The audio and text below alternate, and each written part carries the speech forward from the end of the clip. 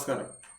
മീനു മുനീർ നമുക്കെല്ലാവർക്കും അറിയാം. Hema committee report ആ വിഷയങ്ങളുമായി, അതായത് മലയാള സിനിമാ മേഖലയെ ബന്ധപ്പെടുത്തിയുള്ള നടന്മാരുടെ പേരിലുള്ള എല്ലാ കേസുകളും ഒരു റിപ്പോർട്ട് തയ്യാറാക്കിയതിന് ശേഷം ഉയർന്നു വന്നിട്ടുള്ള ചില പേരുകളുണ്ട്. അതായത് ഈ പരാതി നൽകിയിരിക്കുന്ന സ്ത്രീകളും അതോടൊപ്പം തന്നെ പരാതി ആർക്കെതിരെയാണോ കൊടുത്തിരിക്കുന്നത് അവരുടെ പേരുകളുമാണ് ഈ ഹേമ കമ്മിറ്റി റിപ്പോർട്ടുമായിട്ട് ബന്ധപ്പെട്ട് കേരളത്തിൽ വളരെയധികം ചർച്ചയായത്. വളരെ പ്രധാനപ്പെട്ട ഒരു വാർത്ത ഏഷ്യാനെറ്റ് ന്യൂസ് ഈ സമയത്ത് ബ്രേക്ക് ചെയ്യുകയാണ്.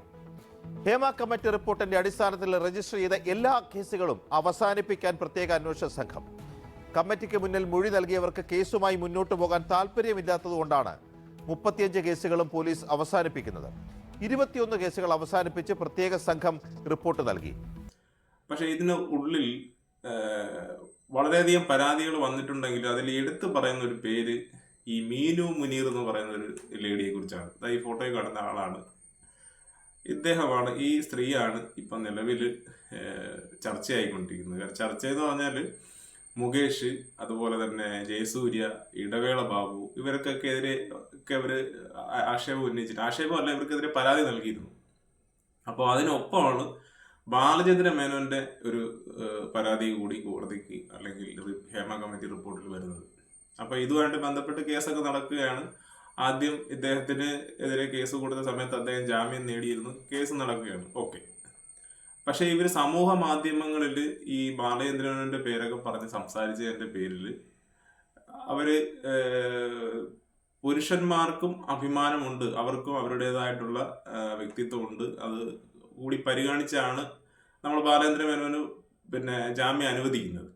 അപ്പൊ അതിനുശേഷം ഈ ജാമ്യം അനുവദിച്ചതിന് ശേഷമാണ് ഈ വക്കീൽ, അതായത് മീനു മുനീർ എന്ന് പറയുന്ന ഈ ലേഡിയുടെ വക്കീലും മീനു മുനീറും കൂടെ ബാലചന്ദ്രന്റെ ഭാര്യയെയും ഉൾപ്പെടെയാണ് വിളിക്കുന്നത്. ഫോണിൽ വിളിച്ചിട്ട് ഭീഷണിപ്പെടുത്തുന്ന രീതിയിലാണ് സംസാരിക്കുന്നതെന്നാണ് അറിയാൻ കഴിഞ്ഞത്.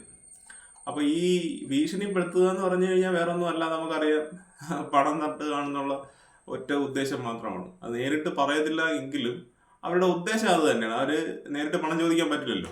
അപ്പോൾ ഇതിന്റെ അടിസ്ഥാനത്തിലാണ് ഇപ്പം വീണ്ടും ബാലചന്ദ്ര മേനോൻ ഈ സ്ത്രീക്കെതിരെ പരാതി കൊടുത്തിരിക്കുന്നത്. അങ്ങനെ ഈ പരാതിയുടെ അടിസ്ഥാനത്തിൽ അറസ്റ്റ് ചെയ്തിട്ടുണ്ട്. മീനു മുനീറിനെ അറസ്റ്റ് ചെയ്തിരിക്കുന്നത് കൊച്ചി ഇൻഫോ പാർക്ക് സൈബർ പോലീസാണ് ഇദ്ദേഹത്തെ അറസ്റ്റ് ചെയ്തിരിക്കുന്നത്. ഇപ്പോൾ ഈ വിഷയമായിട്ട് ബന്ധപ്പെട്ട് ഇപ്പോൾ നമുക്കൊക്കെ അറിയാം, മുകേഷ് ആയാലും ജയസൂര്യ ആയാലും, ഇപ്പൊ മുകേഷിനെ സംബന്ധിച്ചൊക്കെ നെഗറ്റീവ് ഓൾറെഡി ഇവിടെ ക്രിയേറ്റ് ചെയ്തിട്ട് വെച്ചിരിക്കുകയാണ്. അപ്പോൾ ആ സമയത്തൊക്കെ നമുക്ക് ഒറ്റയടിക്ക് തോന്നുമോ ചിലപ്പം സത്യമായിരിക്കും, സ്ത്രീ വളരെയധികം ഒരു വ്യക്തിത്വമുള്ള നല്ലൊരു സ്ത്രീ ആയിരിക്കും എന്നൊക്കെയാണ് കേരളത്തിലെ എല്ലാ ഭൂരിപക്ഷം ആൾക്കാരും വിചാരിച്ചിരുന്നത്.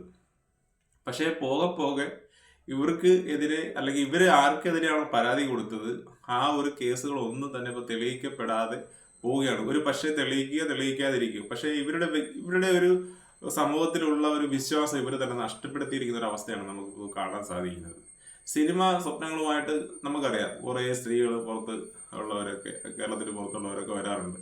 അപ്പോൾ ഈ പുറത്ത് വരുന്ന സ്ത്രീകളെ പണവും അവരുടെ സ്വാധീനവും ഉപയോഗിച്ച് അവരുടേതായിട്ടുള്ള ചൊൽപ്പടിക്ക് നിർത്തി മാനസികമായിട്ടും ശാരീരികമായിട്ടൊക്കെ പീഡിപ്പിക്കാറുണ്ട്. അതൊക്കെ നമുക്ക് അറിയാവുന്നതാണ്. പക്ഷേ എന്താണ് ഞാൻ ഇത് എടുത്തു പറയുന്നൊരു കാര്യം, ഞാനിപ്പോൾ ഇതുവരെ ഈ മീറ്റു അല്ലെങ്കിൽ ഹേമ കമ്മിറ്റി റിപ്പോർട്ടുമായിട്ടുള്ള ബന്ധപ്പെട്ടുള്ള ഒരു അഭിപ്രായങ്ങളും ഫേസ്ബുക്കിലും ഞാൻ ഷെയർ ചെയ്തിട്ടില്ല, ഈ യൂട്യൂബിൽ ഞാൻ പറഞ്ഞിട്ടില്ല.